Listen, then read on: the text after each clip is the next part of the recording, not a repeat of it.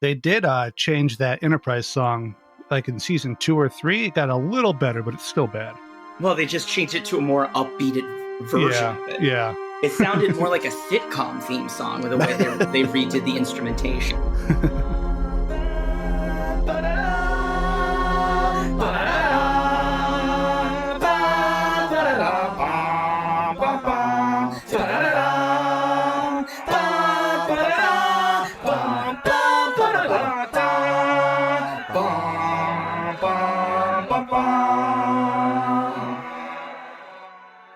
I'm gonna knock you out. Konma said knock you out. Welcome everybody to Southpaw Deep Space Nine.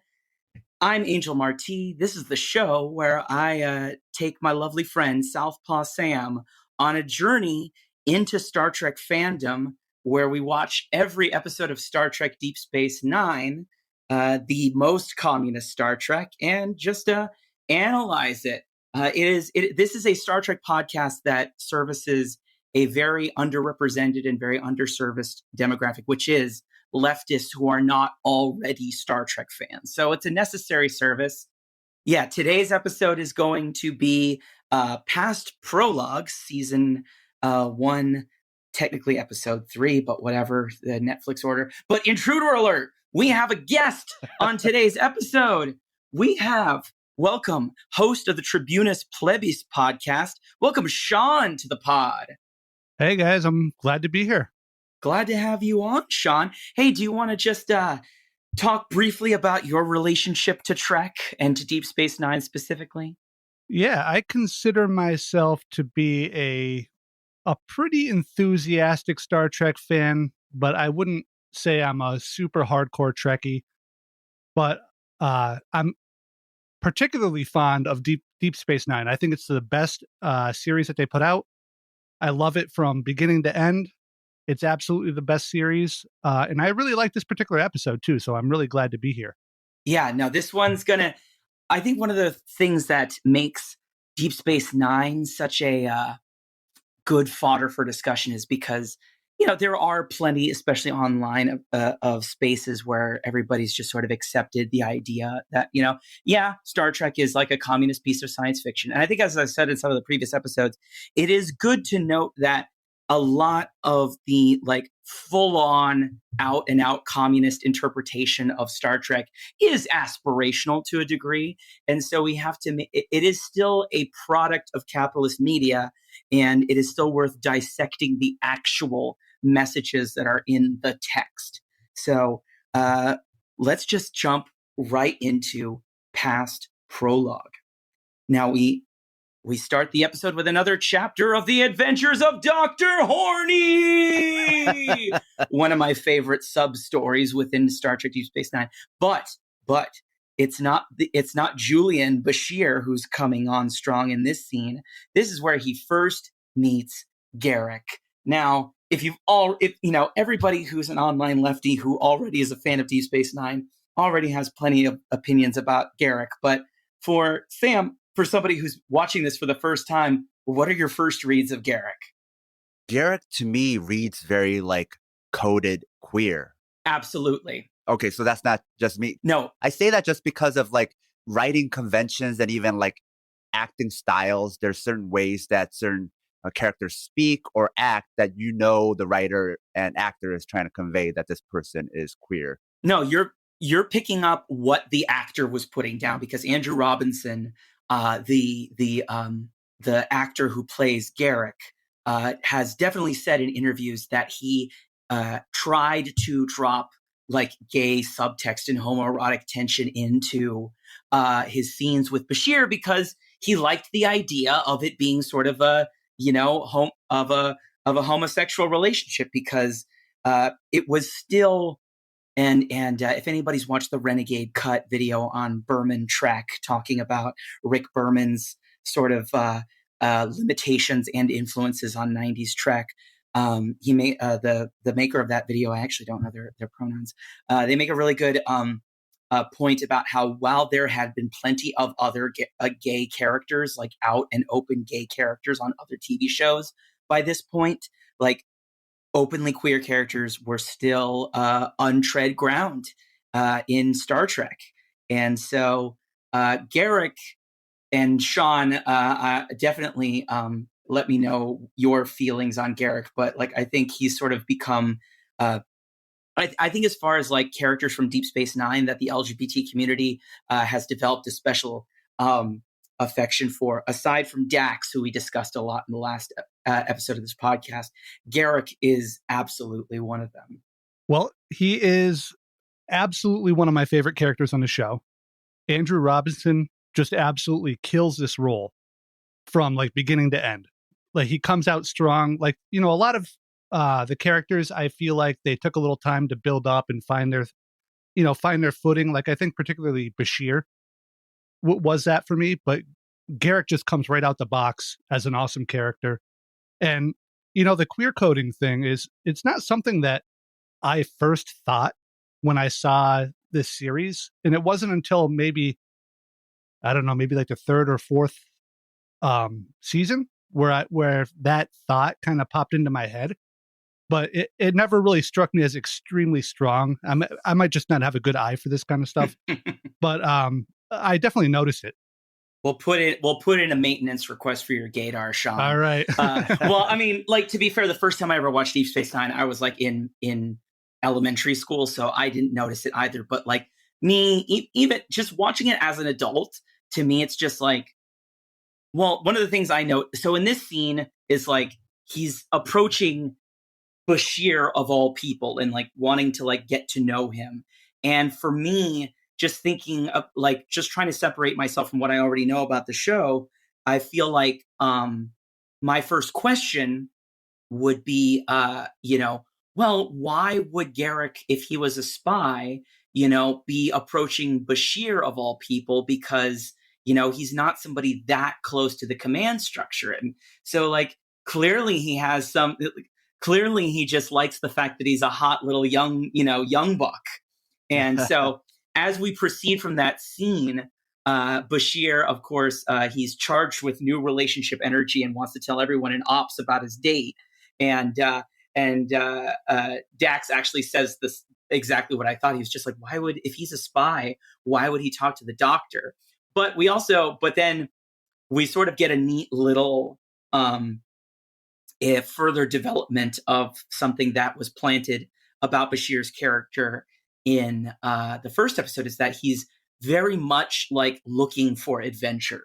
He wants to be doing frontier medicine, and he very clearly is hoping that some glamorous, sexy action happens to him, and he like jumps at this opportunity to feel important and feel significant. So I guess if you absolutely, just for the sake of your own peace of mind, needed to find some non-gay interpretation of the Bashir-Garrick relationship, I guess you could just say it's because he understands that Bashir is very easily like manipulable in that way. Like this aspect of Bashir is my favorite part, especially of like the early episodes of the first season, because he's super excited and nervous and just like, oh my god, he's talking to me. And then he runs onto the what do you call not the bridge, the ops. It's not the bridge, it's ops. He runs around ops just telling everybody, like you said, like that new relationship energy. He asked me. Yeah, he even volunteers to wear a tracking device. It's great. And my favorite part of that whole exchange was just when Garrick just says, plain, simple Garrick. Oh, yeah. It's just a great little line. Also, this isn't too spoilery, but about DS9 itself, but for anybody who's interested in sort of fan-made extra like fiction and stuff, there is a fan-made series called Alone Together that was specifically created during the beginnings of the COVID pandemic, that stars Alexander Siddig, who at this point in the series is still credited as Siddig El Fadil, because he's I believe he's British, born to Syrian parents. But Alexander Siddig and Andrew Robinson, and they play like they do play a story as Garrick and Bashir set like in as many years after the events of Deep Space Nine as it has been years since the show went off the air. And in that series, they do straight up. Both the characters do straight up, admit that they are at the very least bisexual. so it's called Alone Together. So if you want some, good Gara Shear fulfillment, definitely search that on YouTube. So Bashir is being given his first chance at adventure, potentially. But we've got a damn Cardassian ship firing on a damn Bajoran ship in damn Bajoran space. There's a chase happening right outside the station where a Cardassian ship is firing on a Bajoran ship escaping. And since the occupation is over, this should not be happening. And the Bajoran ship is almost destroyed, but Sisko orders that the one passenger of the ship gets beamed on before it gets blown up. And we see that this individual is named Tana Los, and he knows Kira. So that's how we cut to the opening credits. And as we come back, we find out that Tana Los and Kira were in the underground resistance together. So we have, much like A Man Alone, we have another person coming back who was active during the Bajoran resistance to the Cardassian occupation. He does not have as fun of a name to say as Ibudan, though, I have to say. Tana Los, not as fun to say as Ibudan. However, thinking about how the actress is who plays Kira is named Nana Visitor, I just like to think how their couple name could be Tana Nana. So I don't know if it happened while he was still aboard his ship or after he was beamed onto DS9, but already the language was very much about terrorism. Yes. And that stays consistent the whole time. They don't ever call him a freedom fighter. Absolutely. It's this painting of liberation as terrorists. Also, Sisko asks Kira very early on where your allegiances are. It should be to the Federation over Bajor. So it sounded very much like centrist bullshit again that we talked about in the previous episodes. Yes. It also made me think about modern Marvel writing where, they do some things right and some things interesting, but then you can see the clear bias of the writers, which is to always shift things toward centrism. I think it's safe to characterize that the rest of the story that we are in for is very much heavy on the centrism. I actually kind of enjoyed the sort of overall theme of the rebels or freedom fighters and revolutionaries kind of trying to deal with actually winning and being forced to decide if they kind of go out and continue to fight their oppressors even after they've left, like Tana did, or, if those oppressors are gone, should they be involved with the new government like Kira does? Or even should they just become farmers and merchants or religious people? Yeah, so the next few, let's keep going through the episode here. So the next few scenes after we come back from the credits, we learn that Tana Los and Kira knew each other from being resistance fighters, and the commander of the Cardassian ship hails Deep Space Nine.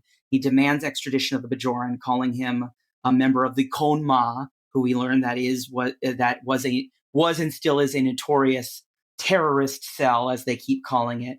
And Sisko, knowing that Tana has asked him for political asylum, does keep the Cardassians at bay. He doesn't play overt collaborator right ahead. But after talking to the Cardassian commander, Kira and Sisko talk, and Sisko does pull the whole.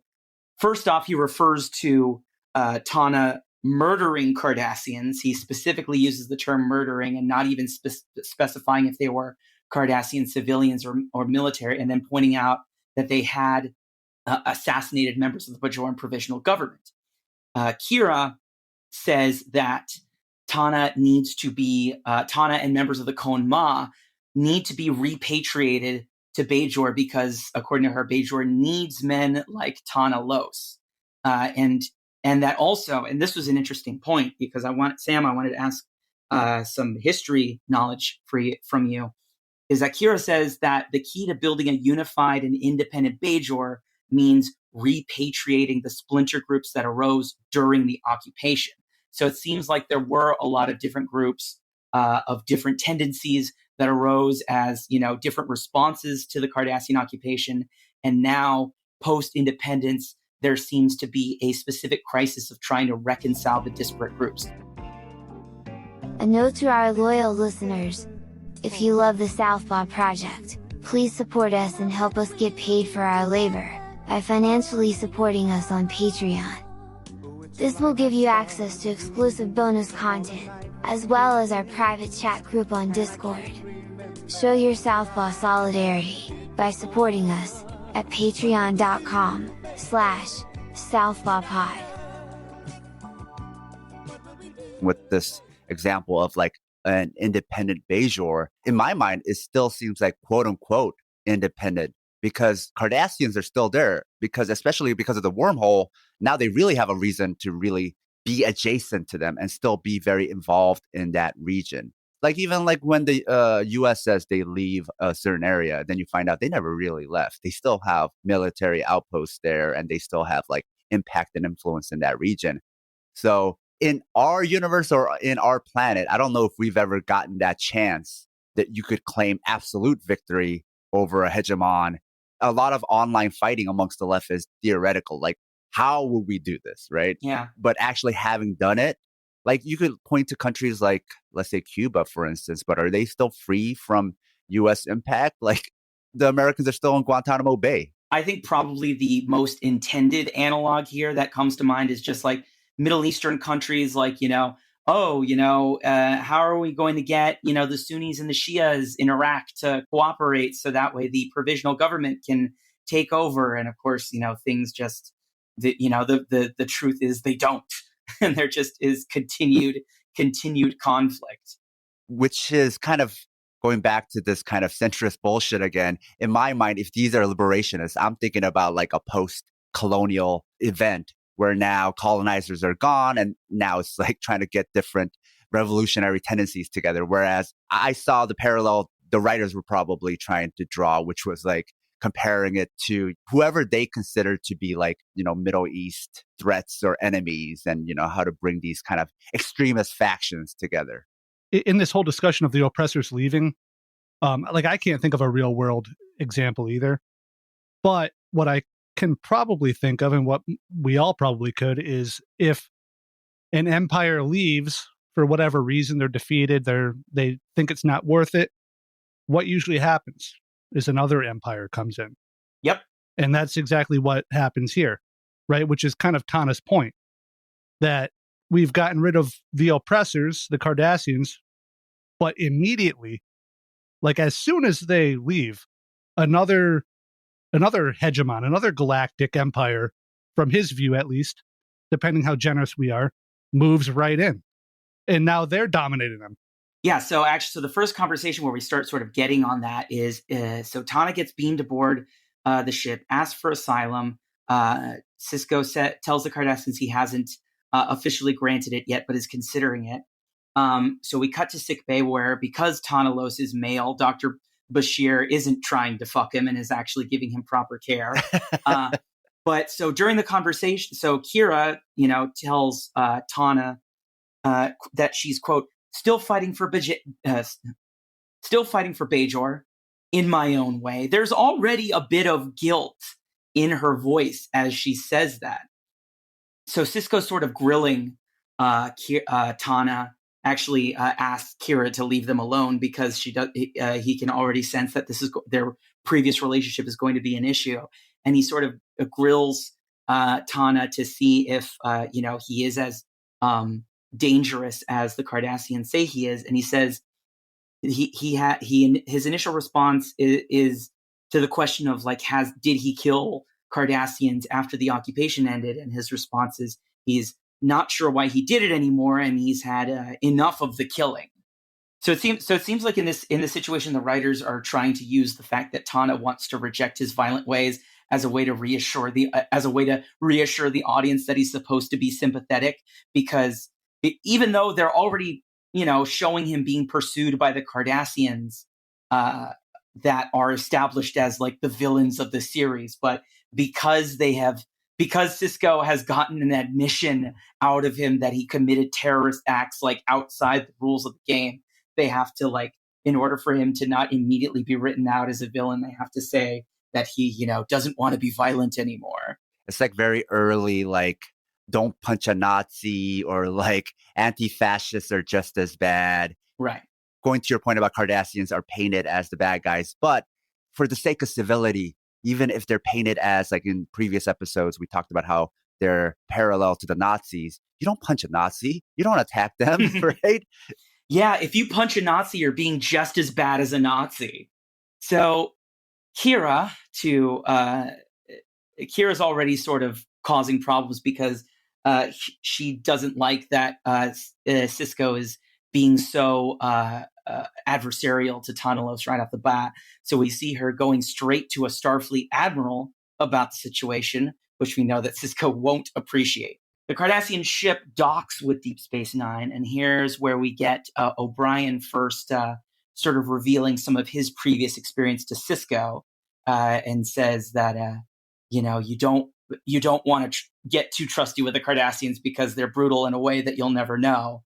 I think one of the things I do find charming about O'Brien is that he's not always trying to position himself as enlightened as the rest of the Starfleet crew.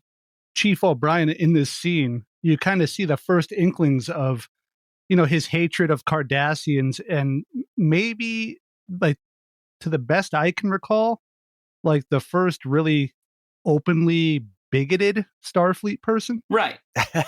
But it is, yeah, that's what I'm saying. It's like, it makes his character interesting because, like, it is not a bigotry formed out of, just personal hatred. It's because, like, he has basically been on the opposite side of military engagements with these people, and it's sort of, I feel like very much like, especially because he's a commissioned officer. He's not an enlisted person. His official rank is Chief Petty Officer. So I feel like Miles O'Brien is definitely like the working class blue collar dude of Deep Space Nine. And I feel like that just, like, adds flavor to the show in that, like, it kind of is boring when you try to portray humanity as, like, already moved past all of its problems, which, the original series did that, and tried to do that. That, like, all humanity had moved past bigotry and racism. But the problem is then it's like you just offload all of the problems of humanity that you want to comment about onto whatever alien of the week you're dealing with. And on a show like Deep Space Nine, where we want to give a lot more dimension to our alien characters, we then have to restore some of those offloaded dimensions to our human characters. So we have another conversation with Kira and Tana where after the Admiral immediately reports back to Sisko that Kira was tattling to her about him, because I don't know why Kira thought that the Starfleet people wouldn't stick together. I guess she was just like, I'm gonna do the closest thing I can to telling your mom that you're misbehaving. But Kira talks to Tana, and this time Tana takes a little bit more of a baiting tone. Like, Kira's definitely trying to defend the fact that she's working within the system, and Tana's just basically insinuating that she's lost her old edge and that might not entirely be a good thing, and then starts to talk about how the Federation may not be the entirely benevolent presence that it claims to be, which I have to, like, so this is where the ambivalence comes into me about, like, the treatment of, the resistance and colonialism and those kinds of themes in Deep Space Nine, because, the answers that they, pose at the end of the episodes always seem to be like, yes, the Federation is good mostly, and that, like, violence is bad, but it does seem to at least, like, linger with asking the question a lot more than, like, works of fiction that touch on similar topics that are created by American authors. when the Admiral calls Cisco to narc on Kira, she calls her the Bajoran woman and basically like really came off like paternalism. Take care of your dog, Cisco. Yeah. Like Kira is this annoying child bothering the grown up. But then even in the way that she was actually portrayed like she was tattletaling, like as soon as something bad happens, she's like, oh, I need to tattletale on teacher, right?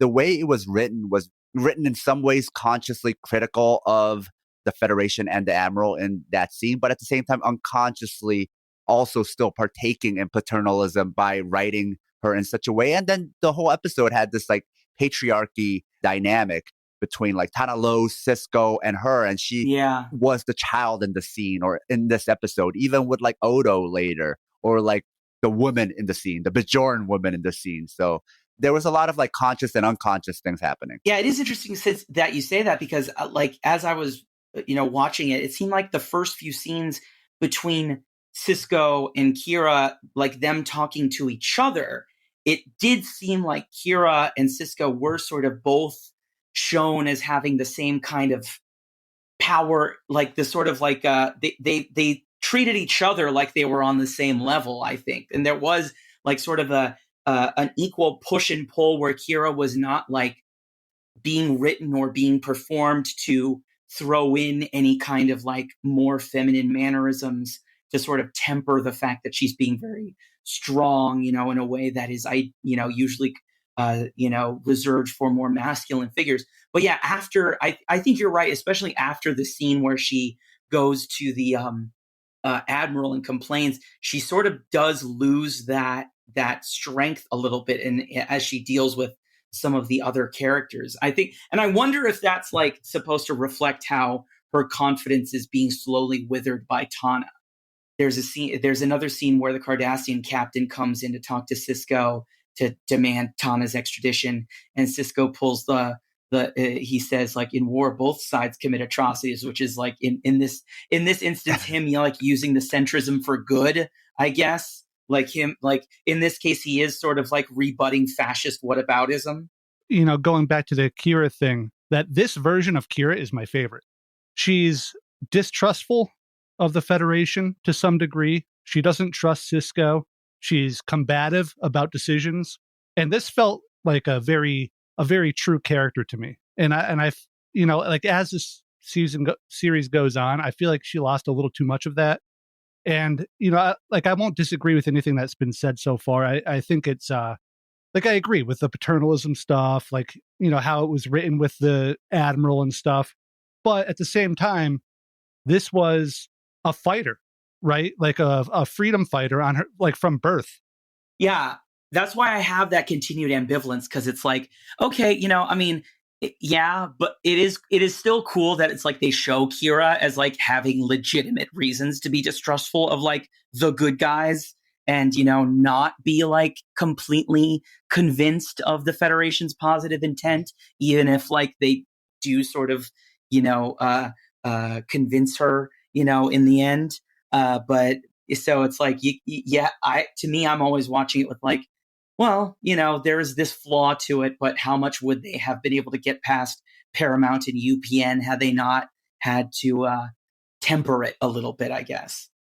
All right, so as Tana and Kira debate Kira's role in helping Bajor, we see some more returning characters. We have Lursa and Bajor, who, if you don't know, they are members of the House of Duras.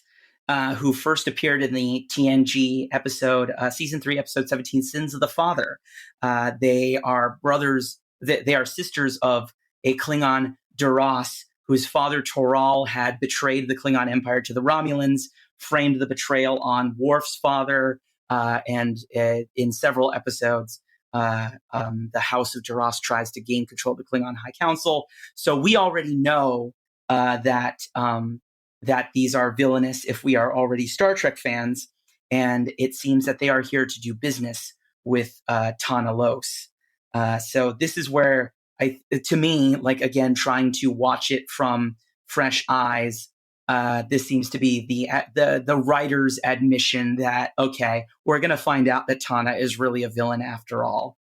And of course, the first meeting between the Klingons, Lursa and B'Etor and Tanalos, is spied on by Odo because, who cares about entrapment or things like that in the 24th century? If you love the Southpaw Project, please support us and help us get paid for our labor by financially supporting us on Patreon. It'll help us supplement the cost of running this project, the incredible time and energy we put into it 7 days a week, and you'll be giving us some breathing room, not only to juggle Southpaw with our day jobs, but also to expand Southpaw into other areas. Show your Southpaw solidarity by supporting us at patreon.com/southpawpod.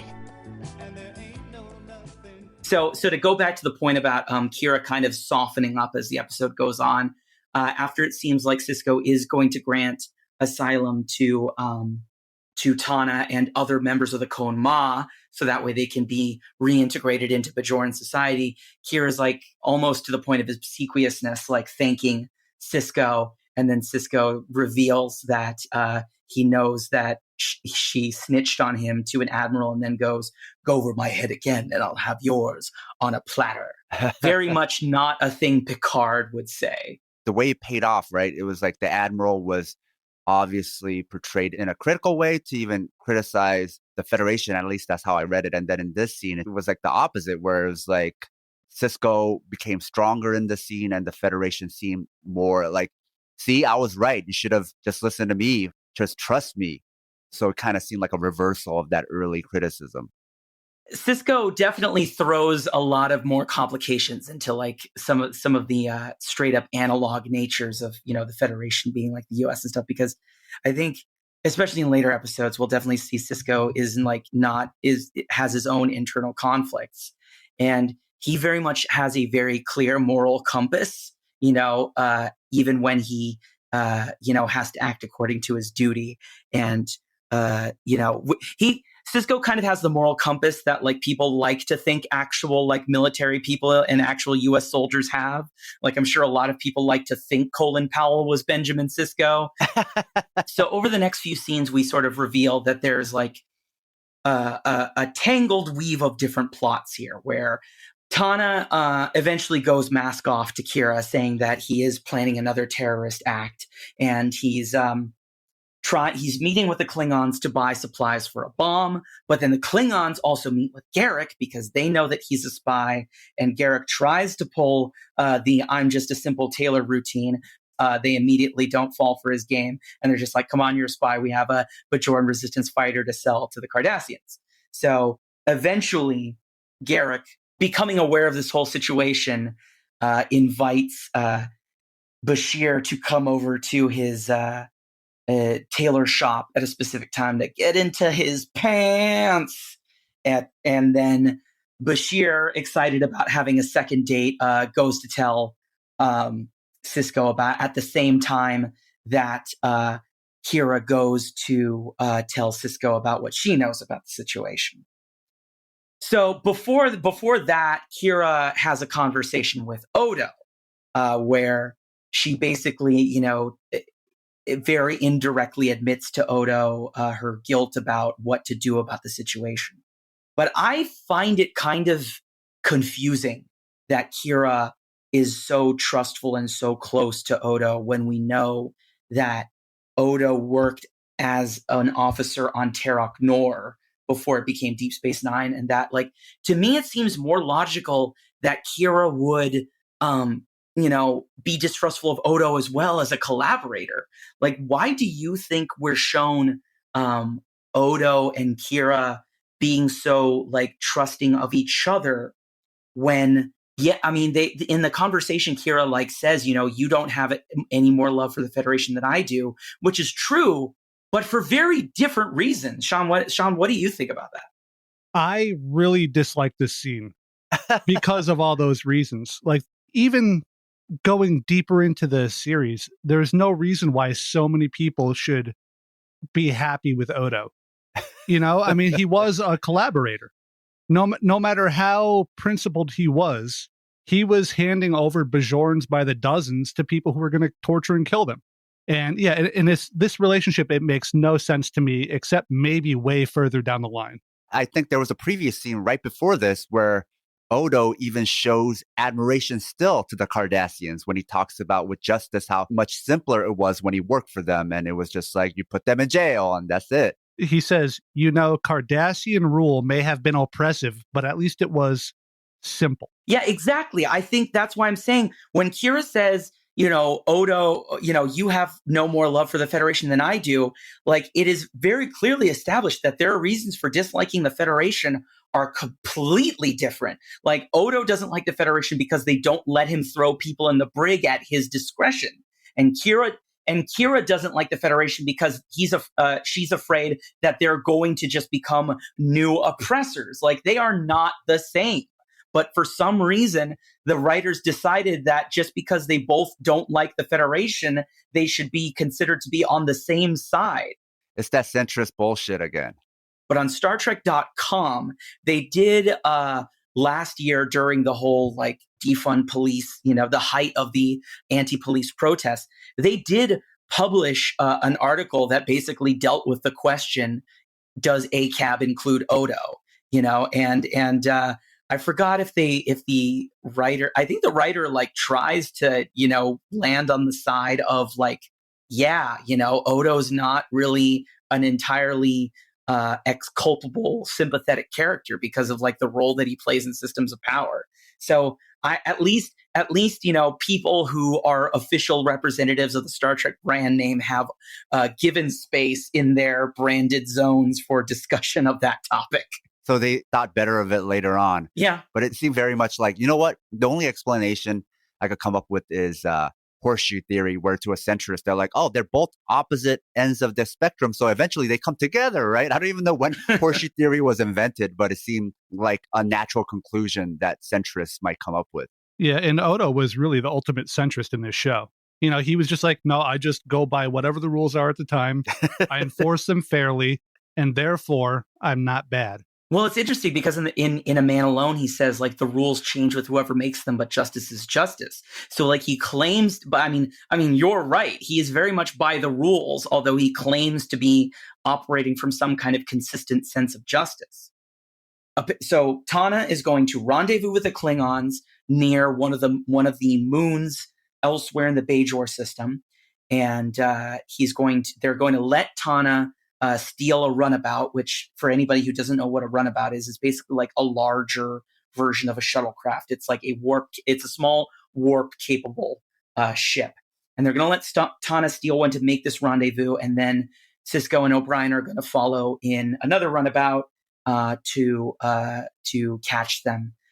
So the tension here is that Kira decides that she has to be on the runabout with Tana to allay his suspicions. So just to wrap it up, I think really the thing that matters here is that it's revealed that Tana Los is trying to blow up the Bajoran wormhole. So that way, no people lose interest in the area. So that way, basically, Bajor has the room to just do their own thing without being a center of economic, exploitation, essentially.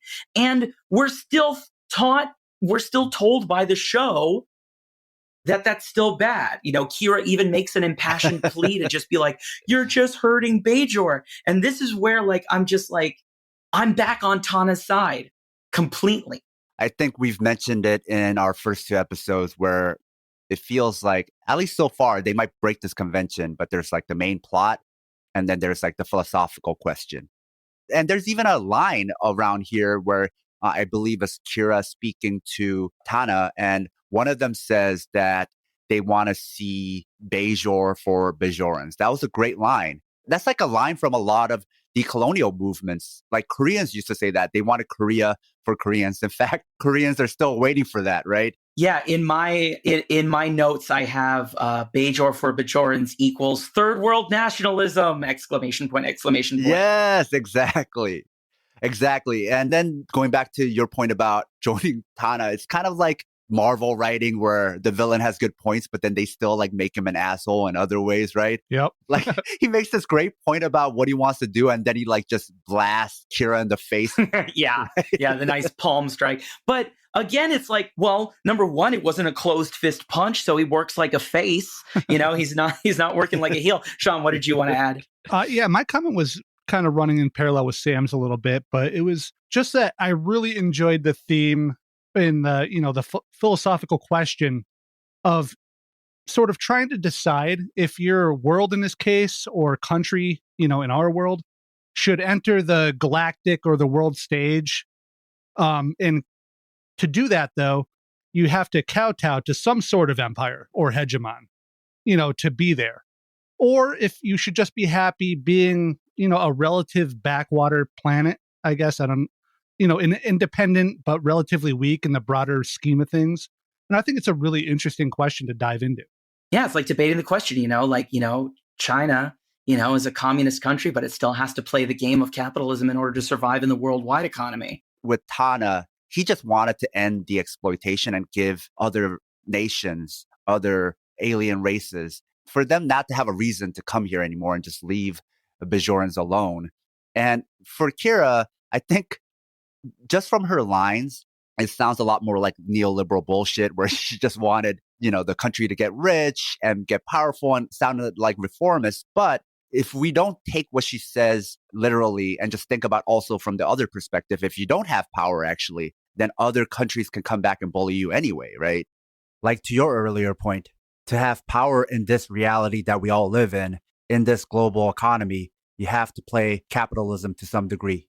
Not just countries, even small orgs or just leftists online. You're still working as part of the capitalist economy. If you don't need to work, then your family is real capitalists who've accumulated wealth, which you're benefiting from, even when you do mutual aid in a decentralized, quote unquote, autonomous way. You are still paying each other in the currency of the world's capitalist superpower.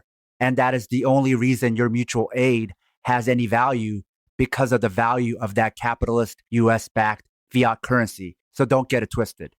To me, in my head, I'm just thinking like, if this were an anime, like blowing up the Bajoran wormhole would be like the finale, like what the hero does. It's like Edward Elric deciding at the end of Full Metal Alchemist to just give up his alchemy. Like that just seems like the ideal protagonist sacrifice. Yeah, I mean, you can't compare anime to American sci-fi. I mean, that's just not fair, right? Watch me. Yeah, but you could easily rewrite this episode or, this whole series as the plucky freedom fighters blow up the wormhole in the end. The Death Star. Right. It's right there. It's right there. It does make me really interested in what the writers were thinking, because it's just like, if you wanted to just have the episode end with, oh, Tana was really a bad guy after all, to me, if I were in that position, I would just write him as wanting to blow up the station, and wanting to kill, civilians, because that would be, more unambiguously like, yeah, we've got to stop this guy.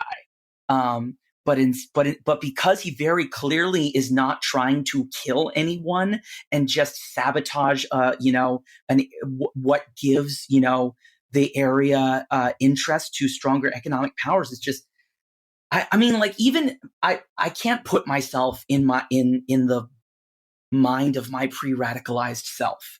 I can't go back to how I watched this, the first time when I was, 10 years old.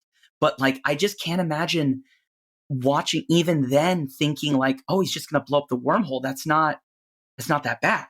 So like, to go how this episode ends, like there's a scene where Kira, one of her parting lines to Tana as he's getting taken away is, "One day you'll understand," which made me go, blah. Like I could hear that, like it sounded like it came right out of Hillary Clinton's mouth. Yeah, I think she says, I hope you understand why I had to do this or something.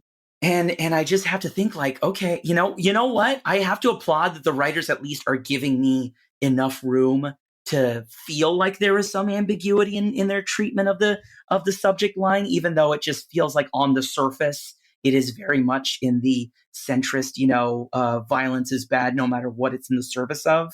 Just the way that they have set it up the whole way, the way they concluded is like about as good as I could expect it.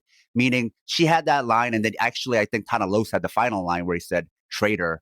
And then it just kind of ends right there. There's nothing else. Like Emissary, like A Man Alone, it kind of ends things more like abruptly. So you have to fill in your own blanks and dots in your mind. So it's kind of like, okay, so then what are we supposed to draw from here? Like, was he the bad guy? What's going on? And they don't really answer that. And I appreciate that they just left it there so that we can just kind of discuss this. It was a good ending, actually. It was very good. But when he walks by and says traitor, it hurt her. Because she's, at this point in the show, she's still extremely conflicted about where to stand, what to do, who to be with, and all of that. And the last thing I wanted to point out is that at the end of the day, Odo still took his arm and walked him away to put him away. He is a cop. All cops are boneless. But Sean had a good point about Kira being hurt, because the most interesting thing for me about this episode as far as writing goes is her mini character arc in this episode, where basically everybody beat her up, metaphorically beat her up and shit on her, right? The Admiral, Cisco yelling at her, even Odo kind of betrayed her because she was just trying to have this like talk and confidence and I trust you. And then all of a sudden he betrays her trust again and narcs on her to Cisco again, just like the Admiral did. And then at the very end, the deepest cut is her old friend calls her a traitor. So she just got fucked up in this episode. So that was interesting to watch also. Even the scene where she came in, like bowed over, her hands upturned in obeisance to Cisco and says, "You were right." He still cuts her down. Yeah. He still chops her legs out. Yep. So this is, the rare Kira must suffer episode. It's the misogyny episode.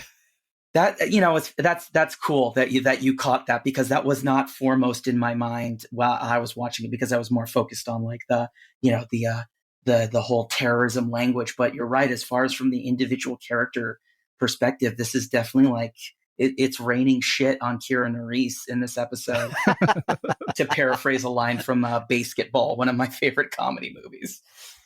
So, Sean, before we end, I actually wanted to ask you, hey, can you tell listeners about Tribunus Plebis and the show that you host and what that's all about and where they can find it? Yeah, they can find it anywhere that they listen to podcasts. We have a YouTube channel as well. It's Tribunus Plebis Media. And the show is focused on social and economic stuff, mostly. A little bit of politics, electoral stuff. But everything, I try to have a focus on labor and unionization, labor rights, stuff like that. So please listen. Excellent. And of course, if you like this show, definitely check out the other shows on the Southpaw Podcast Network, including Southpaw, Fight Study, which is a sub-series of Southpaw that covers mixed martial arts and other combat sports events. We have Pride Never Die, which is mixed martial arts from an LGBTQ perspective. We have Working Stiff Radio, which focuses on pro wrestling. And then, of course, if you subscribe on Patreon, that's patreon.com/southpawpod, you can also get exclusive access to the Discord channel, which is where Sam and I met and, came up with the idea of this show. And also you can get access to the guest commentaries where, different members of the Southpaw community can do commentaries on different kinds of combat sports that aren't really discussed. And I did a guest commentary introducing some of the interesting aspects of sumo wrestling, and then I did one on an old lucha libre match, and somebody did historical European martial arts. So the Southpaw Discord community is just a really fun place to be. It's a very wholesome place to be. Next week we'll be covering the lovely episode that contrasts very silly dialogue against very serious consequences. It's going to be Babel.